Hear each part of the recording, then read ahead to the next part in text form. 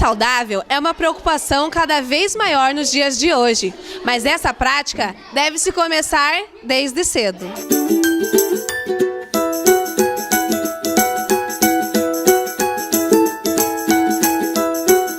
A obesidade infantil pode causar na fase adulta doenças como hipertensão, diabetes e problemas cardíacos. Os bons hábitos alimentares podem ser aprendidos desde cedo, quando a criança começa a se alimentar, oferecendo a ela sempre a maior variedade possível de alimentos não industrializados. Mas para as crianças, o exemplo é muito importante. Por isso, a boa alimentação e a prática de exercícios devem ser mostradas pelos pais. Todos devem fazer 6 refeições por dia em horários regulares e sem pular nenhuma. Vamos ver algumas dicas importantes sobre a alimentação adequada. A nutricionista Patrícia vai conversar com a gente um pouco sobre as causas da obesidade infantil. Ela também vai mostrar alguns alimentos que são vilões na saúde das crianças e outros que não podem faltar para manter uma alimentação saudável. Então, Patrícia, algumas crianças têm predisposição genética para a obesidade e, além disso, quais são as outras causas da obesidade infantil? Na verdade, é preciso entender que a obesidade ela é causada pelo excesso de células adiposas, ou em tamanho ou em quantidade. E são 3 fases da vida em que essas células aumentam: na gestação, no último trimestre da gravidez, na infância e na adolescência. Então, as células elas vão aumentar em quantidade. Depois disso, nas outras fases da vida, elas aumentam em tamanho. O excesso de peso na infância, ele acontece por uma série de fatores. A propensão genética, o estilo de vida, a etnia, a condição socioeconômica também vai interferir.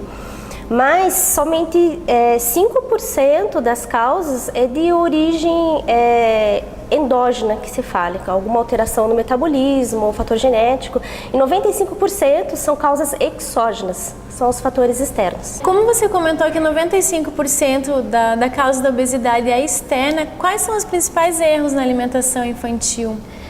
Bom, o consumo insuficiente de frutas, verduras, leguminosas, a diminuição do consumo de arroz com feijão, que é um prato tipicamente brasileiro, também a ausência de refeições. Muitas vezes as crianças pulam as refeições, não tomam café da manhã, e também um consumo muito grande de alimentos ricos em gordura, em sal, que são os fast foods, né? Principalmente os alimentos industrializados. E agora uma dica para as mães: como que uma mãe sabe se seu filho está obeso? As mães podem fazer o acompanhamento pela carteirinha de saúde da criança. Ali vai mostrar se a criança está abaixo do peso, se está dentro do seu peso normal, com sobrepeso ou com obesidade. É um gráfico em que você facilmente visualiza isso. Agora a Patrícia vai dar algumas dicas para as mães e também para as crianças. Ela vai mostrar quais são os vilões da alimentação infantil e mostrar a quantidade de óleo, de sal que tem nesses alimentos. Esses alimentos, a característica deles é que eles não têm nutrientes, eles são calorias vazias. Então eles têm pouquíssimos nutrientes, tem uma quantidade muito grande de açúcar e de gordura, e a sensação de saciedade é muito pequena. A criança ou o adulto come, se alimenta e logo sente fome de novo. Para uma dieta normal de 2.000 calorias, nós devemos ingerir 66 gramas no máximo de óleo, 275 gramas no máximo de carboidratos. Os carboidratos, lembrando que eles incluem também os açúcares e também os carboidratos simples e complexos. E também 75 gramas de proteína, que são as carnes, e 5 gramas no máximo de sal. Agora vamos ver a batata frita, um salgadinho que as crianças e os adultos gostam bastante. A batata frita, ela vai ter 19 gramas de carboidrato, que aqui está simbolizado pelo açúcar, um açúcar simples.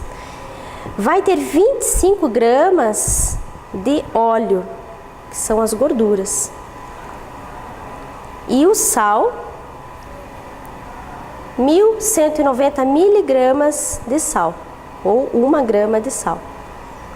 E é um alimento que ele vai proporcionar pouca sensação de saciedade. Aqui nós temos a bolacha recheada, uma porção de 6 unidades, vai ter 274 calorias, das quais 38 gramas de açúcar simples, como carboidrato, 11 gramas de gordura.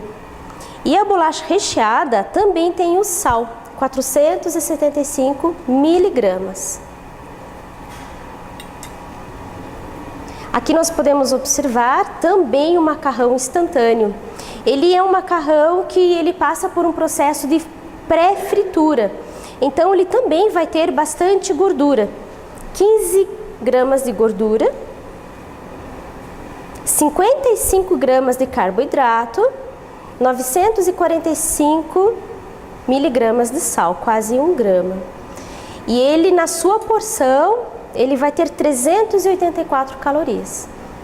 Então são alimentos que eles engordam, tem bastante sal, tem bastante gordura.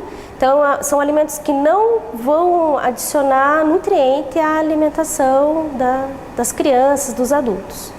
Depois de ver alguns alimentos que devem ter o consumo reduzido ou até eliminado em alguns casos, vamos agora às bebidas. Nós temos aqui o refrigerante e ele tem uma quantidade grande de açúcar, são 37 gramas de açúcar. E também ele vai ter o sal, são 18 miligramas de sal, que também é muito prejudicial à saúde. Aqui nós temos o refrigerante dietético, que ele não tem açúcar, mas ele tem o adoçante na sua formulação, que é o ciclamato de sódio e o aspartame. Então a quantidade de sódio acaba sendo maior. Aqui nós temos 43 miligramas de sal. E aqui nós temos o suco. Esse suco aqui é um néctar. Ele também vai ter uma quantidade grande de açúcar. São 25 gramas de açúcar e 102 calorias em 200 ml de suco. É um suco industrializado e não proporciona os mesmos nutrientes do que uma fruta in natura ou uma fruta, um suco de fruta natural.